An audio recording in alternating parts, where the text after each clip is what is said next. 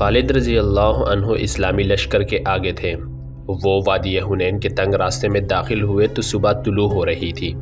خالد رضی اللہ عنہ نے اپنے گھوڑے کو ایڑ لگائی اور رفتار تیز کر دی۔ خالد رضی اللہ عنہ جوشیلے جنگجو تھے اور جارحانہ قیادت میں یقین رکھتے تھے۔ وہ جب مسلمان نہیں ہوئے تھے تو قبیلہ قریش کے سردار اعلیٰ ابو سفیان رضی اللہ عنہ انہیں سب سے بڑی شکایت یہ تھی کہ وہ انہیں کھل کر لڑنے نہیں دیتے تھے۔ ان کے قبول اسلام کی ایک وجہ یہ بھی تھی کہ انہوں نے رسول کریم صلی اللہ علیہ وسلم کی عسکری قیادت میں وہ جذبہ دیکھا تھا جو انہیں پسند تھا۔ خالد رضی اللہ عنہ نے قبول اسلام سے پہلے اکرمہ سے کہا بھی تھا کہ میرے عسکری جذبے اور میدان جنگ میں جارحانہ انداز کی قدر صرف مسلمان ہی کر سکتے ہیں۔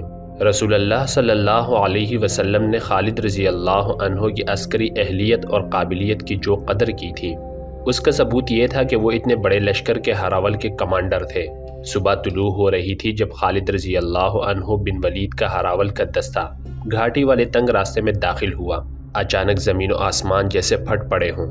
حوازن، ثقیف اور دیگر قبیلوں کی متحدہ فوج کے نعرے گھٹاؤں کی گرج اور بجلیوں کی کڑک کی طرح بلند ہوئے اور موسلادھار بارش کی طرح تیروں کی بوچھاڑ آنے لگی۔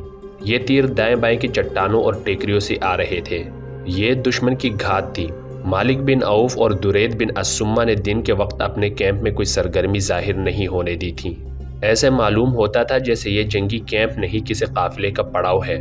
شام کے بعد مالک بن عوف اپنی فوج کو حنین کے تنگ راستے پر لے گیا اور تیر اندازوں کو دونوں طرف چھپا کر بٹھا دیا تھا۔ تیروں کی بوچھاڑیں اچانک بھی تھیں اور بہت زیادہ بھی۔ مجاہدین کے گھوڑے تیر کھا کے بے لگام ہو کر بھاگے۔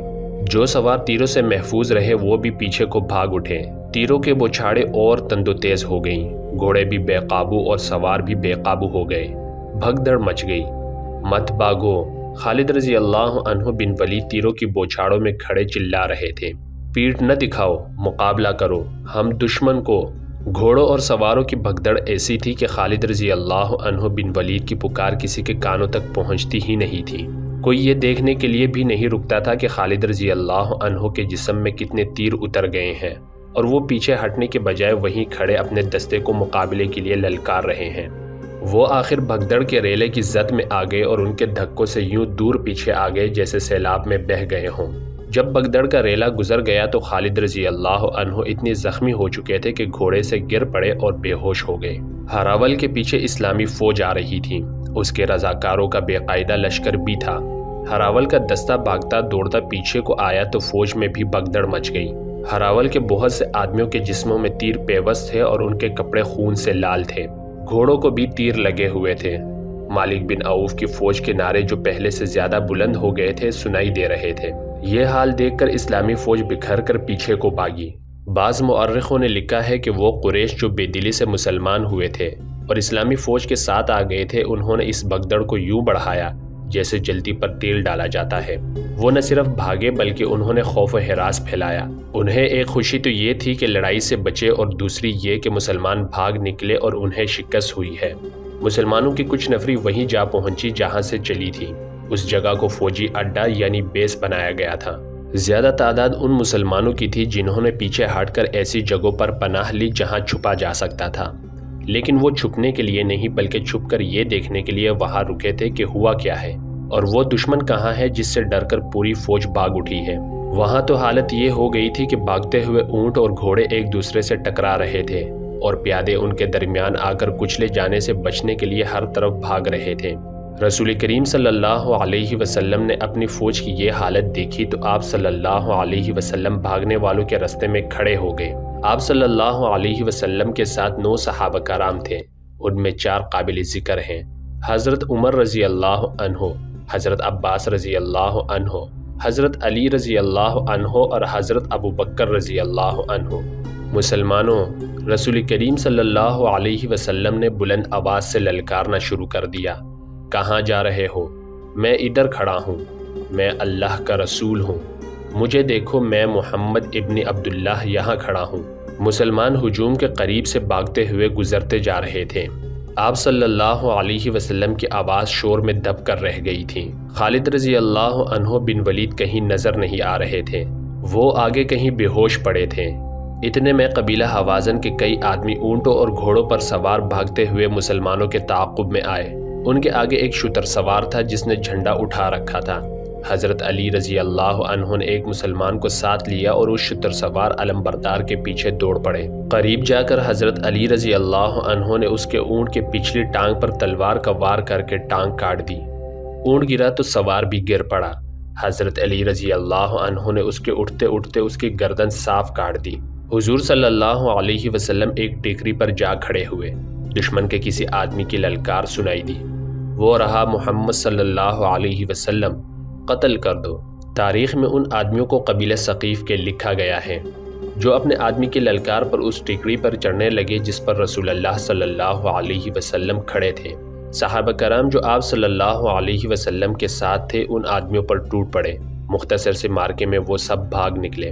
ان میں سے کوئی بھی رسول اکرم صلی اللہ علیہ وسلم تک نہ پہنچ سکا۔ میں مالک بن عوف سے شکست نہیں کھاؤں گا۔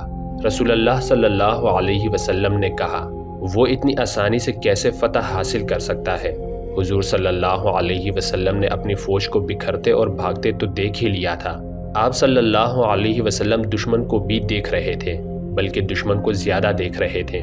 آپ صلی اللہ علیہ وسلم کی عسکری حس نے محسوس کر لیا کہ مالک بن عوف اپنے پہلے بھرپور اور کامیاب وار پر اس قدر خوش ہو گیا ہے کہ اسے اگلی چال کا خیال ہی نہیں رہا۔ وہ اسلامی فوج کی بھگدڑ اور افراتفری کی پسپائی سے فائدہ نہیں اٹھا رہا تھا۔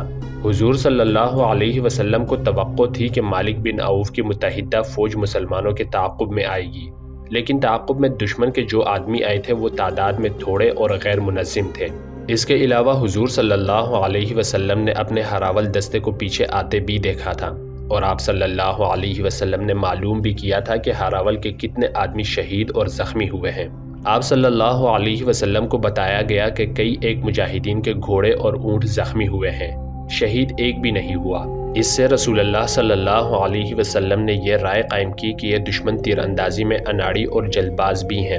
اتنی زیادہ تیر اندازی کسی کو زندہ نہ رہنے دیتی۔ حضور صلی اللہ علیہ وسلم نے اپنے پاس کھڑے صحابہ کرام پر نظر ڈالی۔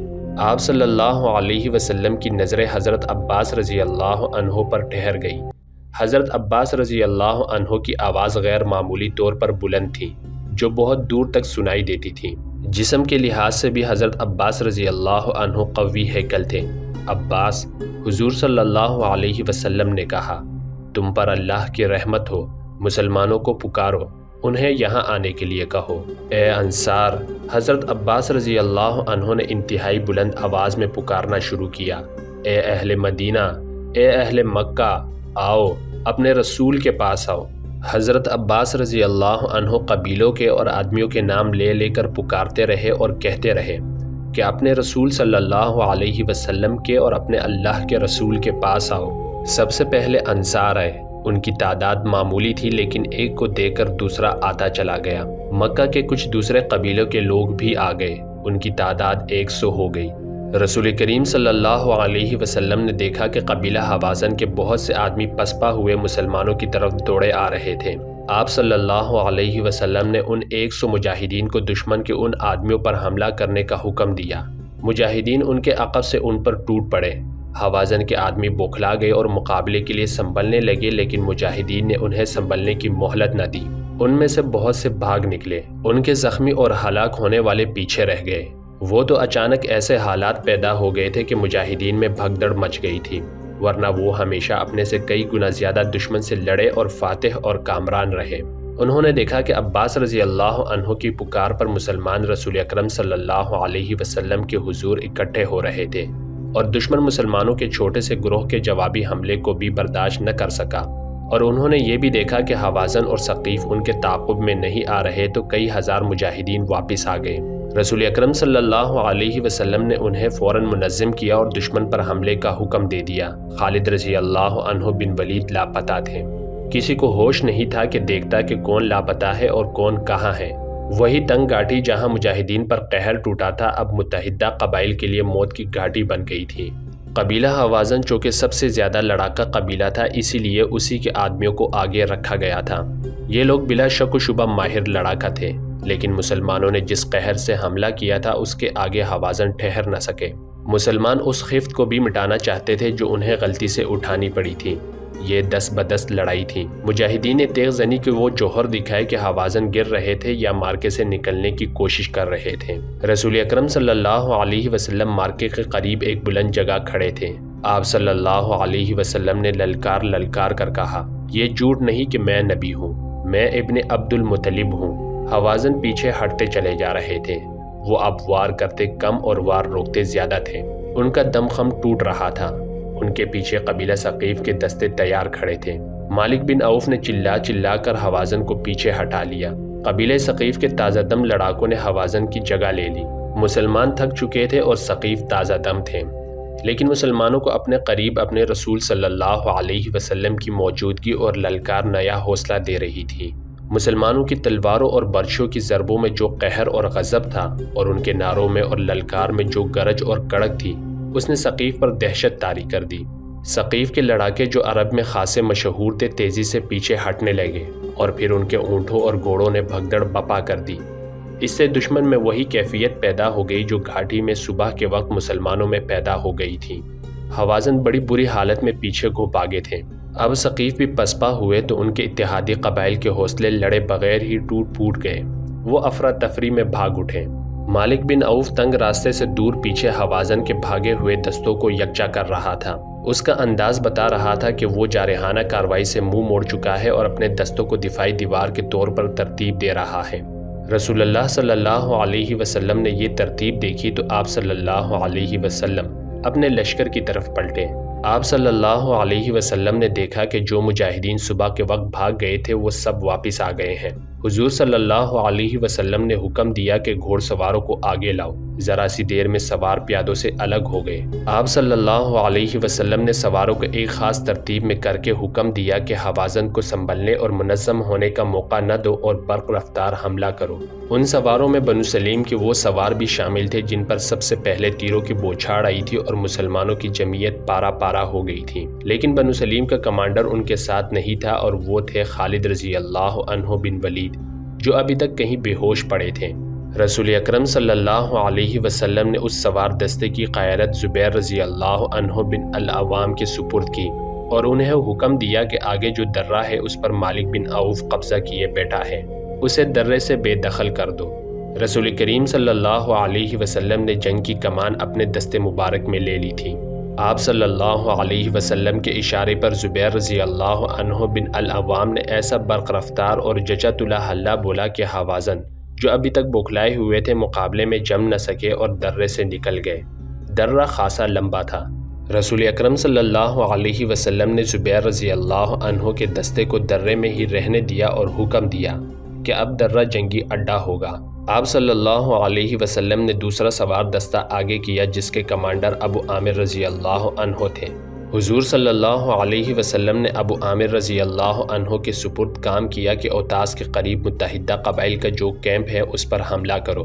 خالد یہاں ہے، کسی نے بڑی دور سے للکار کر کہا، یہ پڑا ہے۔ رسول اکرم صلی اللہ علیہ وسلم دوڑے گئے اور خالد رضی اللہ عنہ تک پہنچے۔ خالد رضی اللہ عنہ ابھی تک بے ہوش پڑے تھے۔ آپ صلی اللہ علیہ وسلم خالد رضی اللہ عنہ کے پاس بیٹھ گئے اور انتہائی شفقت سے ان کے سر سے پاؤں تک پھونک ماری۔ خالد رضی اللہ عنہ نے آنکھیں کھول دیں۔ رسول اللہ صلی اللہ علیہ وسلم کے قلب اطہر سے نکلی دعا کا اعجاز تھا کہ خالد رضی اللہ عنہ اٹھ کھڑے ہوئے۔ انہیں جو تیر لگے تھے وہ گہرے نہیں اترے تھے۔ تیر نکال لیے گئے اور بڑی تیزی سے مرہم پٹی کر دی گئی۔ یا رسول اللہ صلی اللہ علیہ وسلم، خالد رضی اللہ عنہ نے کہا، میں لڑوں گا، میں لڑنے کے قابل ہوں۔ آپ صلی اللہ علیہ وسلم نے خالد رضی اللہ عنہ سے کہا کہ زبیر کے سوار دستے میں شامل ہو جاؤ، تم ابھی کمان نہیں لے سکو گے۔ خالد رضی اللہ عنہ ایک گھوڑے پر سوار ہو گئے۔ ان کے کپڑے خون سے لال تھے۔ انہوں نے گھوڑے کو ایڑ لگائی اور زبیر رضی اللہ عنہ کے سوار دستے میں شامل ہو گئے۔ انہوں نے زبیر رضی اللہ عنہ سے پوچھا، کیا حکم ہے؟ زبیر رضی اللہ عنہ نے انہیں بتایا کہ حوازن کی خیمہ گاہ پر حملہ کرنا ہے جو اوتاس کے قریب ہے، لیکن یہ حملہ ابو عامر رضی اللہ عنہ کریں گے۔ اوتاس وہاں سے کچھ دور تھا۔ مالک بن عوف نے حوازن دستے کو وہاں تک ہٹا لیا اور اپنے خیمہ گاہ کے ارد گرد پھیلا دیا تھا۔ یہ دفاعی حصار تھا۔ جس کی حوازن کے کیمپ کے گرد ضرورت اس لیے تھی کہ وہاں وہ ہزاروں عورتیں اور بچے اور مویشی تھے جنہیں قبیلہ حوازن کے سپاہی اپنے ساتھ لائے تھے۔ مالک بن عوف نے تو یہ سوچا تھا کہ حوازن اپنی عورتوں اور بچوں کو اپنے ساتھ دیکھ کر زیادہ غیرت مندی اور بے جگری سے لڑیں گے، مگر اب یہ صورتحال پیدا ہو گئی تھی کہ درید بن السمہ مالک بن عوف کو برا بلا کہہ رہا تھا کہ اس کے منع کرنے کے باوجود مالک عورتوں کو ساتھ لے آیا تھا۔ ان کے لیے اب اپنے اہل و عیال اور مویشیوں کو مسلمانوں سے بچانا محال دکھائی دے رہا تھا۔ ابو عامر رضی اللہ عنہ کا سوار دستہ اوتاس کی طرف بڑھا۔ قریب گئے تو حوازن نے جم کر مقابلہ کیا۔ اب وہ جنگ جیتنے کے لیے یا مسلمانوں کو تہس نہس کر کے مکہ پر قبضہ کرنے کے لیے نہیں، بلکہ مسلمانوں سے اپنے اہل و عیال اور مویشیوں کو بچانے کے لیے لڑ رہے تھے۔ یہ بھی 10 ب10 مارکا تھا جس میں جنگی چالوں کے نہیں ذاتی شجاعت کے مظاہرے ہو رہے تھے۔ سوار اور پیادے لڑتے ہوئے وادی میں پھیلتے جا رہے تھے۔ ابو عامر رضی اللہ عنہ نے دشمن کے 9 سواروں کو ہلاک کر دیا، مگر 10ویں حوازن کو للکارا تو اس کے ہاتھوں خود شہید ہو گئے۔ رسول اکرم صلی اللہ علیہ وسلم نے پہلے ہی ان کا جانشین مقرر کر دیا تھا۔ وہ تھے ان کے چچا زاد بھائی ابو موسیٰ رضی اللہ عنہ۔ انہوں نے فوراً کمان سنبھال لی اور اپنے سواروں کو للکارنے لگے۔ حوازن زخمی ہو کر بھاگ رہے تھے۔ صاف نظر آ رہا تھا کہ ان کے پاؤں اکھڑ رہے ہیں۔ رسول اکرم صلی اللہ علیہ وسلم نے زبیر رضی اللہ عنہ بن العوام کو، جنہیں آپ صلی اللہ علیہ وسلم نے درے میں روک لیا تھا، حکم دیا کہ اپنے دستے کو ابو موسیٰ رضی اللہ عنہ کی مدد کے لیے لے جائیں۔ حضور صلی اللہ علیہ وسلم نے یہ اس لیے ضروری سمجھا تھا کہ دونوں دستے مل کر حوازن کا کام جلدی تمام کر سکیں گے۔ زبیر رضی اللہ عنہ نے اپنے سواروں کو حملے کا حکم دیا۔ جب گھوڑے دوڑے اس وقت خالد رضی اللہ عنہ بن ولید کا گھوڑا دستے کے آگے تھا۔ حوازن پہلے ہی ہمت ہار چکے تھے۔ مسلمانوں کے دوسرے سوار دستے کے حملے کی وہ تاب نہ لا سکے اور ان کے زخمیوں کی تعداد معمولی نہیں تھی۔